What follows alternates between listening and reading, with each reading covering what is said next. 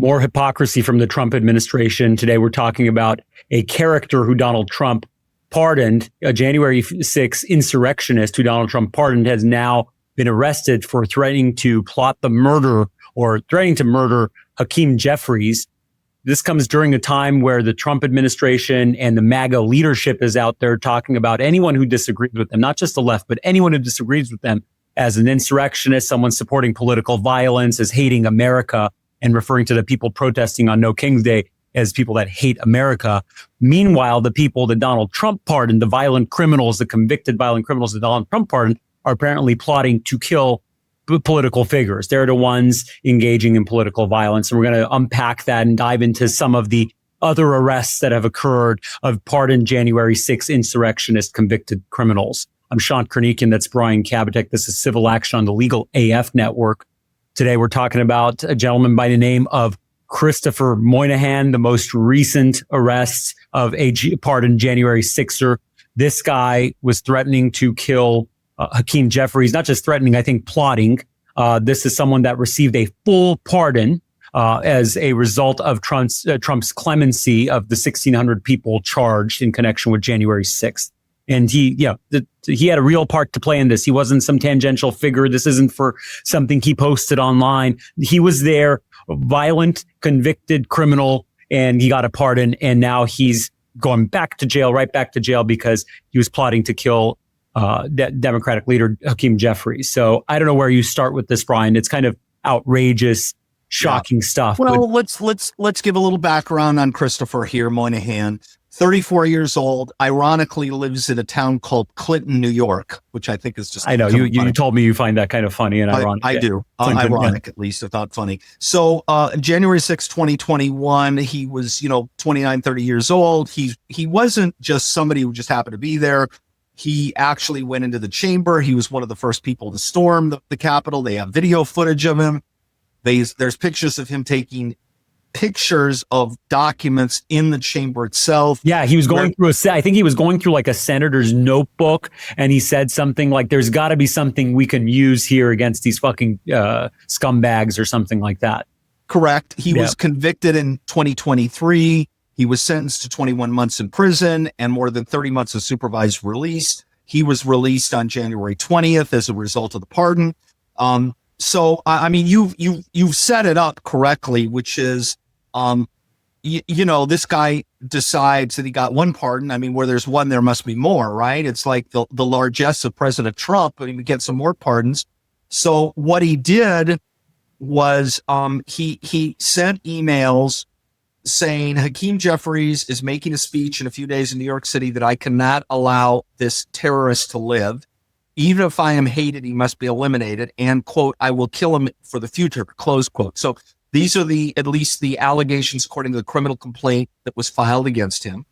The FBI was notified. He was arrested, interestingly, because he was arrested in New York state charges. There haven't been federal charges. And I can just surmise that maybe one of the reasons there aren't federal charges is the president of the United States can't give a pardon for state charges. So if he's convicted in New York State, Trump can't give him a pardon, right? That's right. So That's New York, a New York citizen, Hakeem Jeffries, is being threatened by a New York resident. So they prosecute him under New York state law, which I think is, nothing short of brilliant, right? Yeah, that's the right move there, so Trump can't pardon him again. But I mean, I don't even know what to expect anymore. I don't know if I'd be surprised if Trump tried to intervene here or do something to pardon him. The criminal complaint, it specifically says that those messages, I don't think they were emails, I think they were text messages allegedly. They, quote, place the recipient in reasonable fear of the imminent murder and assassination of Hakeem Jeffries by the defendant. So that's what those are part of the charges. I mean, look, here's my take on this. If we're going to share our position on this and why I think it's totally hypocritical. Or just, what did you expect? There were a group of violent criminals that literally were engaged in an insurrection, broke into the Capitol building. They were sentenced for that action, for that violent action. And then you go in and pardon them. I mean, there's a reason they were sentenced, because they engaged in a crime. And it's not just some bullshit technical crime. I mean, those are crimes too. And I'm not saying a pardon there is meritorious either. But what did you think would happen? You take these crazy violent criminals that tried to overthrow the government or at least break into the U.S. Capitol, and then you just let them free. What, do you think they're not going to reoffend? You think they're not going to go out and do stupid stuff like this again. I mean, this is a perfect example. And it's not the only one. I think, Brian, you put together a list of some folks that have gotten, so to speak, in trouble with the law since their pardon. Well, since and before. So that's a key factor here. These are people who have committed crimes before January 6th or before their conviction, I should say. Sure. Would be after January 6th. And it's just, there so far, there are at least 11 that we know of, at least from my research. And I'm not going to go through all 11. We obviously know Christopher Moynihan, who we're talking about today, but there's a number of others. A fellow by the name of Andrew Taake. He was rearrested for charges of soliciting a minor. Let's see, Edward Kelley. He was arrested for apparently pre-pardon charges. So the pardon comes out on January 20th of 2025. That doesn't mean, Shant, that these happened before January 6th, 2021. It could have happened between January 6th and January 20th, 2025. Sure. But Edward was convicted of plotting to murder FBI agents. Let's see. We've got somebody who's sentenced to 10 years for reckless homicide, for a drunk driving charge. Others have been arrested for gun possession charges. David Daniel, a guy with two first names, David Daniel is in custody for pre-pardon charges of possessing child sexual abuse material.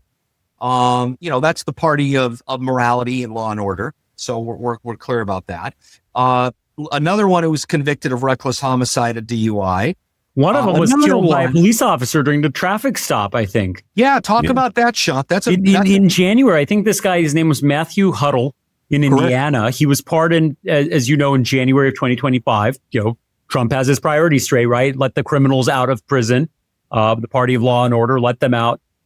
Later that same month, he was stopped during a traffic stop and he was resisting arrest. He was armed. So he was killed by the police officer during that traffic stop. And when did that happen, Shant? I think January 2025, same. So like right as soon as he gets out. Yeah, as soon as he gets out. He gets his pardon. I don't know if he was in custody or not, but as soon as he gets his pardon. Let's see. I've got another guy, Theodore Middledorf. He's in prison after a 2024 sentencing on pre-pardon charges of sexually assaulting a child. I mean, this is the best of the best. Yeah, these are Trump's people. This is MAGA. This is who the Republican. I'm not going to say this is the Republican Party because I don't want to disparage. There's great people in the Republican Party. I don't want to disparage all of them, but this is who the Republican Party claims as their own. This is who the Republican Party wants to champion. Signal out the very bad person who allegedly killed Charlie Kirk and say this represents everybody and completely overlook the fact that you pardoned 1,600 people who were actually and actively involved in an insurrection against the United States of America, who many of whom, not, obviously the majority, but at least a sizable number have gone on to, before and after the pardon, do horrible things, including Christopher Moynihan. Yeah. Yeah. It's pretty wild. And yeah, I'm not saying that this represents the entire Republican Party, but I want to be clear. This is who the leadership of the Republican Party, the head honcho, Mr. Trump, the chief grifter. This is who he pardoned. This is who he gave a second chance to. This is who he thought was wrongfully convicted or politically prosecuted. And this is who he let out of jail. And this is what they do. I mean, I don't know how anyone could keep supporting Trump after he did this. And this is what these people do.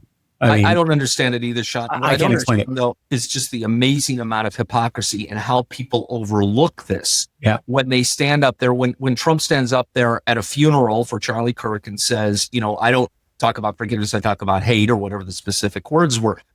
These people have committed serious crimes. Why don't you at least look at it and admit it? If you're a Trump supporter, admit that not everything the guy does is golden and wonderful and spectacular, and admit that things like this are just beyond the pale. So yeah, start with this. On it. It's just incredible to me that people are this dumb. Yeah. Start with this. Started looking at this and saying this was not right. This is where I break ranks with him. This is where I can't support the man, regardless of your political preference. So this is an interesting issue. We'll see what happens with Mr. Moynihan, the lovely Mr. Moynihan. Hopefully he gets thrown back in prison and in a way where Trump can't pardon him this time, so he can't go unleash more havoc on the good people of the United States. So we'll keep you posted on this. Thanks for tuning in to another installment of Civil Action on the Legal AF Network. I'm Shant Karnikian. That over there is Brian Kabateck. We love hearing from you. Hit that subscribe button. Share with us your comments, your feedback. We actually read it. We appreciate hearing from you. We try to respond. And thanks for tuning in. We'll see you on the next one. Can't get your fill of Legal AF? Me neither. That's why we formed the Legal AF Substack. Every time we mention something in a hot take, whether it's a court filing or a oral argument, come over to the Substack. You'll find the court filing and the oral argument there, including a daily roundup that I do called, wait for it, Morning AF. What else? All the other contributors from Legal AF are there as well. We got some new reporting. We got interviews. We got ad-free versions of the podcast and hot takes. Where? Legal AF on Substack. Come over now to free subscribe.